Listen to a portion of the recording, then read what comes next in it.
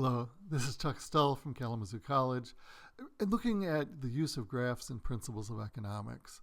Our goal as economists is to understand how people and how businesses act, but we have a method that tries to separate particular variables and just look at a single relation between two variables to avoid the complexity of the overall economy with billions of people, millions of firms, millions of products, and hundreds of different currencies.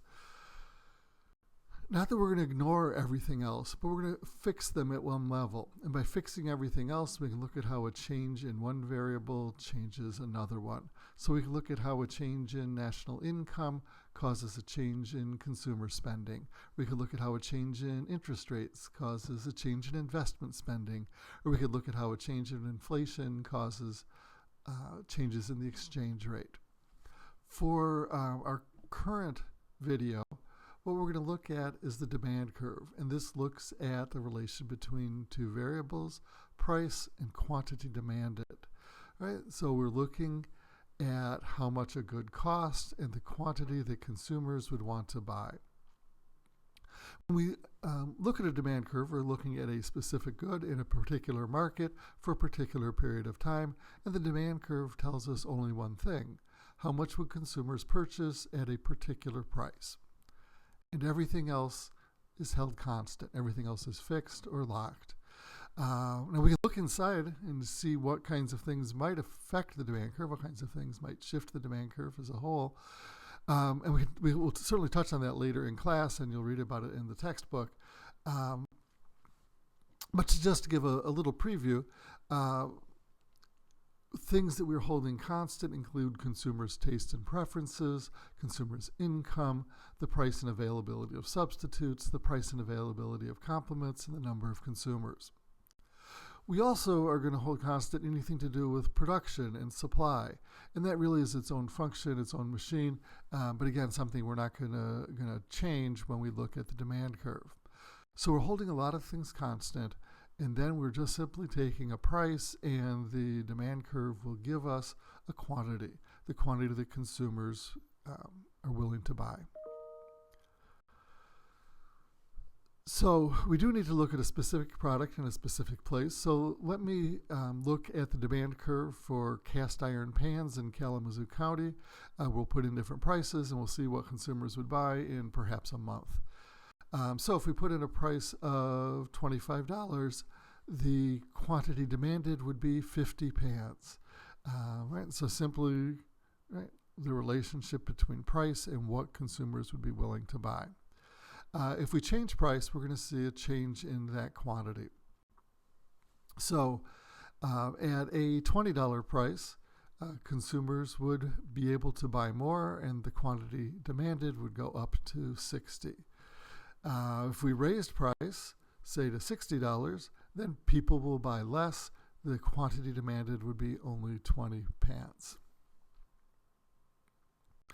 Now, of course, we don't really have a machine. We're using this as a model for consumer behavior, and we consider why would consumers buy less at high prices and buy more at low prices. So if we look at a high price, the frying pan may be too expensive for consumers. Given their income, it could exceed their budget, right? Simply priced out of their ability to pay. We also have an effect that consumers might switch to different products which do a similar thing. So they could buy a stainless steel pan if the cast iron pan became expensive, or they might buy an aluminum pan if the cast iron pan became more expensive. Right? So consumers may substitute one type of cooking implement for another as the price changes. And of course, if price goes down, all of those factors would move in the opposite direction. So our machine just looks at prices and gives us individual quantities, but we can take that idea and put it into more conventional ways of presenting it as a table or as a graph.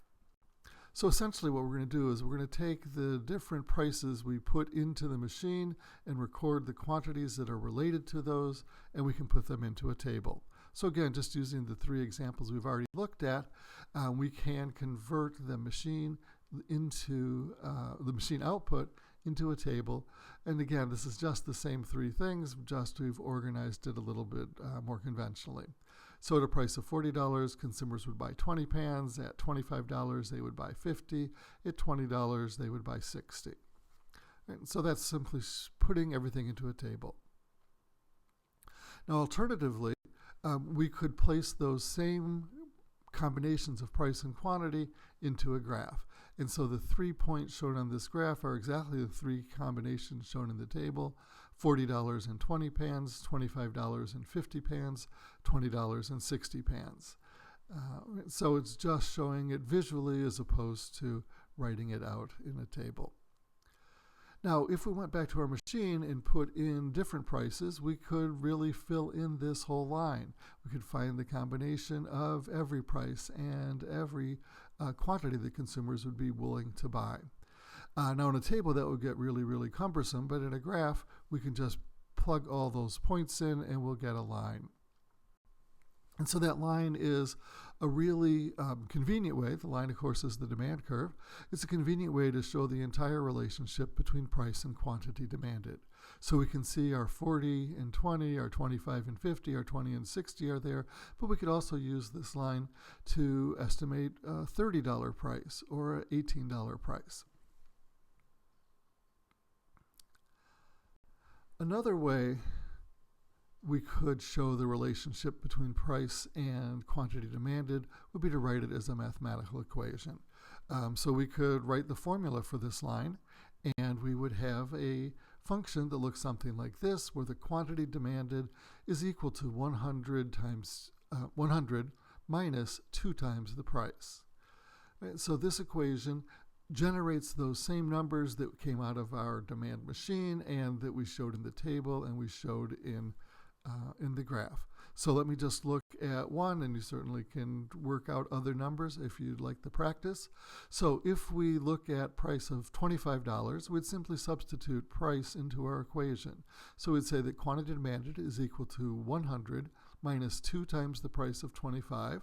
So it's going to be 100 minus 50, or 50 will be the quantity demanded, the same number we had before. So we get the same thing from the equation as we do from the table, as we do from the graph. Now, of course, these are really simplified relationships. In real life, at very high prices or very low prices, the relationship between price and quantity demanded may not be linear, but frequently, for a relevant range, say between $15 and $45 or so, a linear assumption is pretty reasonable in the real world. And of course, making it a straight line makes it easier to work with the graph, or if we're working with equations, it simplifies the math tremendously. So we end up with a simple relation that we can express in many different ways. But that demand curve is really useful for understanding markets, particularly if we put it together with a supply curve that we will be doing in class. Thank you for listening. This has been Chuck Stull, Department of Economics and Business at Kalamazoo College. Thank you.